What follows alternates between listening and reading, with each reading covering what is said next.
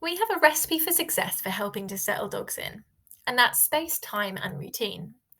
Initially, your dog is likely going to need some space just to get to know you and their new environment. So don't make it your mission to be their best friend from day one.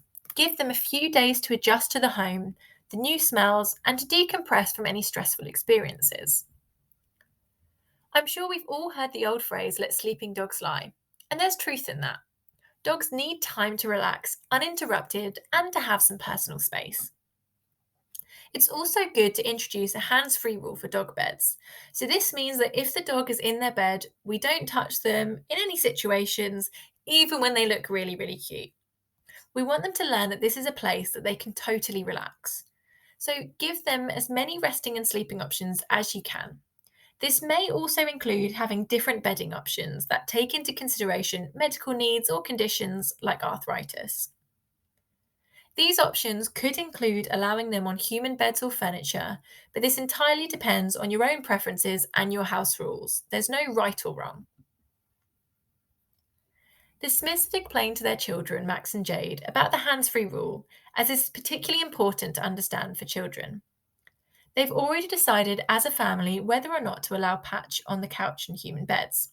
And it's important that they're all consistent with these house rules across every member of the family and also visitors. Otherwise, this could become confusing for Patch, particularly since he's lived in a home before and his previous owners may have encouraged him onto the furniture.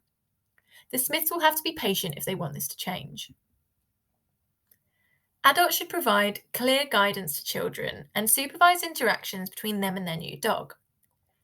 Keeping a safe space helps to ensure that children can understand that if the dog is in this safe space, such as their bed, they aren't to be disturbed.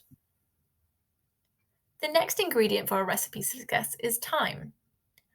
Although you may be tempted to show everyone your new furry friend, we need to take a little bit more time and space out those introductions to give the dog a chance to adapt and settle in. Whilst you may wish to take your new dog to the pet store to buy goodies, we advise this doesn't happen in the first few weeks, as a pet store is definitely an example of an environment that could cause sensory overload. If you want your dog to sleep in a specific area alone, it's worth having them spend short periods of the day on their own in that area with something that they enjoy. Having just left their littermates and mum, it can be hard for puppies, particularly, to be coping with being left alone at night. You may wish to use a crate to help them keep safe overnight, and it can be a great support if you put this near towards you just in those early stages, and then you can gradually move it further away to the eventual place you want them to sleep. The Smiths have put a bed upstairs for Patch, as they know dogs are social sleepers, but they don't want him to be on their bed or in the bedrooms. So this allows them to have him near so that they can hear if he's unsettled at night. They have also made sure to place Patch's bed away from the doors to the children's rooms, just in case they trip over him in the night. One way to get a routine established will be through your walks, and you can use just the outdoor space you have, if any, for the first 24 hours. After this, we may want to repeat just using the same walk initially to build the routine and a sense of familiarity with the new location.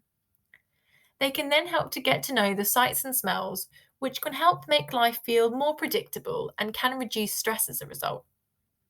You can then add in some variety further down the line once they've settled in. In terms of equipment, flat collars are advisable, and harnesses can be great for any dog. Those harnesses that have 2 points of contact where you attach the leash at the front and towards the back are particularly good for those that are strong on the leash. If you need any help deciding on suitable equipment, please discuss this with the shelter or rescue that you adopted your dog from. On walks, allow your dog just to take the time to sniff. Walks don't have to be cardio all the time. Dogs learn a lot of information about the environment from using their nose, and sniffing and exploring at their own pace seems to help dogs feel more positive about the world. And we could term this as them seeing things as half full instead of half empty. Part of our routine may also include leaving them on their own. By building up the time gradually, we can help them understand that it isn't a bad thing. providing food stuffed toys or something similar and leaving some background noise on, such as the TV or radio, can really help. The first few times you leave them, it can also be useful to video them if possible. To help see how they respond, we could also ask a neighbour to listen out for them. It's also important to give your dogs plenty of opportunity to toilet outside whilst they are learning, particularly after sleep. Activities such as eating or drinking, playing, or just general exercise, and any times that dog may become excited.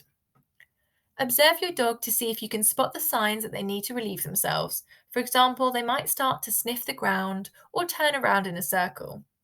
If you see this, calmly interrupt and take them outside to see if they will go to the toilet.